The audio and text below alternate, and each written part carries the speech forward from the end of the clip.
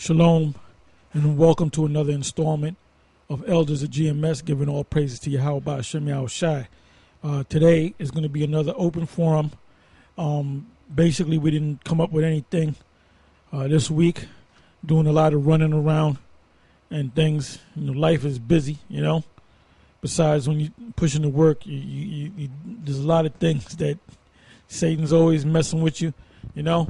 But basically, like I said, it's an open forum, and today's date is November. Can't believe it's November. November 10th, 2012. Before you know it, a couple more weeks, we'll be doing the end of the end of the year show. You know, so things are moving quick. As you know, if you didn't know, if you were hiding under the rock for the last 2 weeks, Barack Hussein Obama is back in office. And I mean, when I saw it, you know, I was watching it, and they said the projected winner was Barack Hussein Obama, and this guy, Romney, just bowed out. He wasn't mad, he wasn't upset. So I said, man, this is a big setup, man. That was just as Joe Salenti says, he says he calls that whole presidential race reality show. And when he started saying that, every time I see a debate, I said that's part of the damn reality show. That's all it is. Basically, they should have had those guys on Donald Trump's show, and he just go, you're fired, you're fired. Barack Hussein Obama, you're hired. Oh, speaking of this guy, Donald Trump, this guy's a real buffoon. He's a real clown, you know. But that's what you get when you think you're Mr. Know-It-All, and you think that you're the voice of God. You come out looking like a buffoon. All right. This guy's basically calling for a revolution. This guy's a real idiot, man.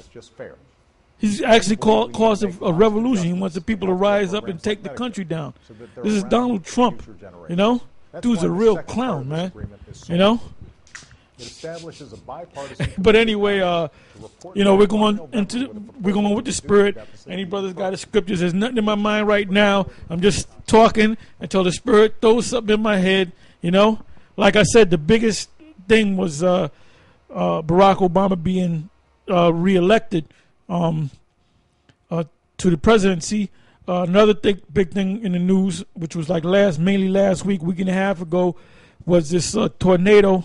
Hurricane Sandy, and it was so big in the news that I had to do a series on it while Elder Gabar and Elder Rhymelab was out there in Texas with the GMS Texas camps, and they had put some shows together, you know. But this thing is coming to a head, and the beautiful thing about this truth, one indication to know that you in this truth is you look forward to the weekend. You look forward to doing the show. You look forward to going out speaking in the camp. You look forward to pushing this knowledge, man. You know, you're into it. You like doing it. All right? All right, go ahead. Luke 21 and 25. It says, "And there shall be signs in the sun, and in the moon, and in the stars, and upon the earth distress of nations with perplexity, the sea and the waves roaring."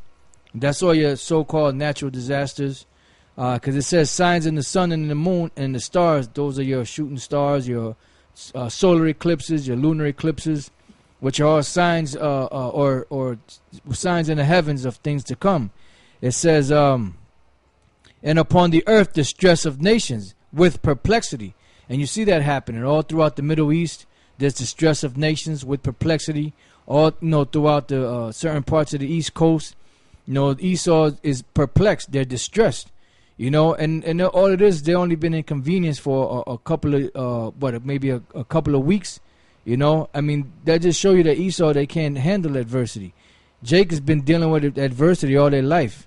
The minute Esau gets into some type of adversity, if it ain't done in a couple of hours or a couple of days, they just start losing it. It says, the sea and the waves roaring, men's hearts failing them for fear and for looking after those things which are coming on the earth.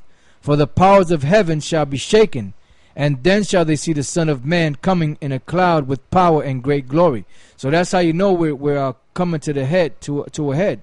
Because when you see all these things happening, that's and especially coming one after the other, that's a sign that the Lord Yahweh Shai is on his way.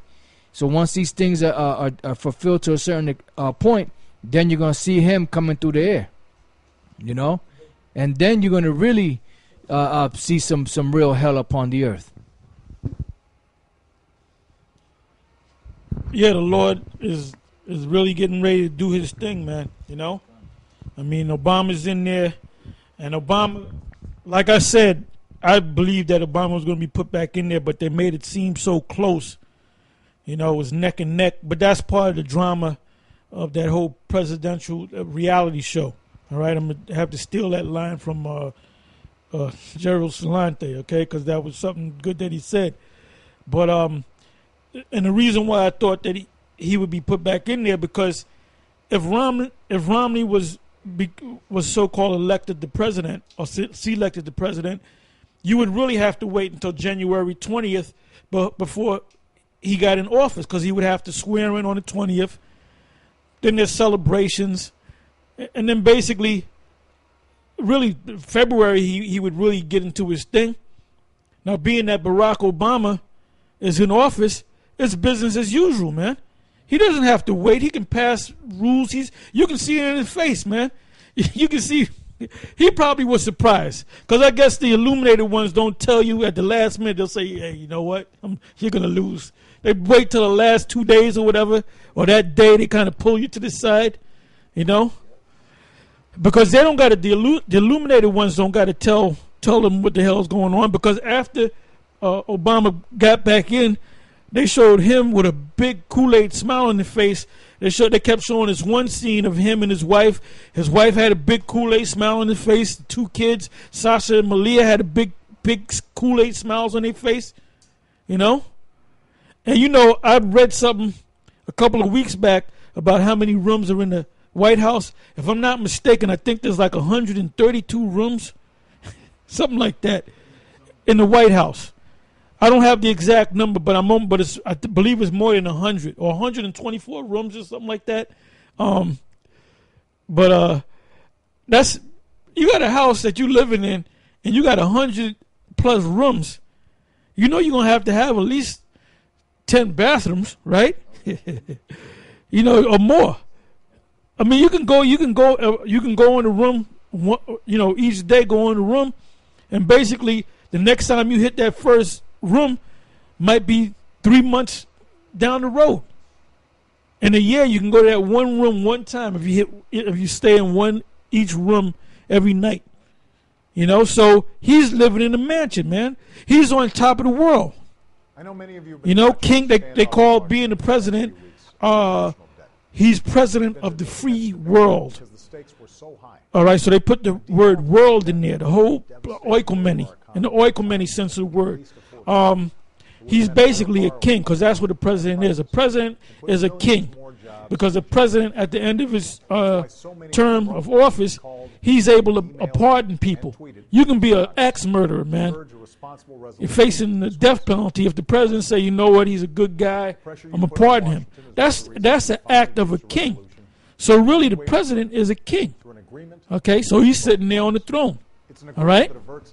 But anyway, changing gears a little bit, we can come back into this, but I had said that earlier that you got to love doing this. You got to look forward to doing this. You got to want to do this. This got to be a part of you. You know how you're on a job and you love that job and you said, I'd work this job for free. Well, what we're doing, we love doing this. This is in our spirit. This is our whole. This is a way of life. This is our whole life. All right. This is our whole being. This is what we think about. And then now people running up to me saying, "Oh, I know you, the YouTube guy. You the GMS guy." That happened to me last night. This Jake came up and I was asking him a question, and he said, "First of all, brother, you're famous." I said, "What are you talking about, YouTube?" He said, "Yep, you're the YouTube guy." And I shook his hand, hugged him. We spoke for a minute, you know. But I mean, that goes with the territory, all right? But anyway, let's go to 1 Corinthians, the 9th chapter. The whole chapter is good. I'm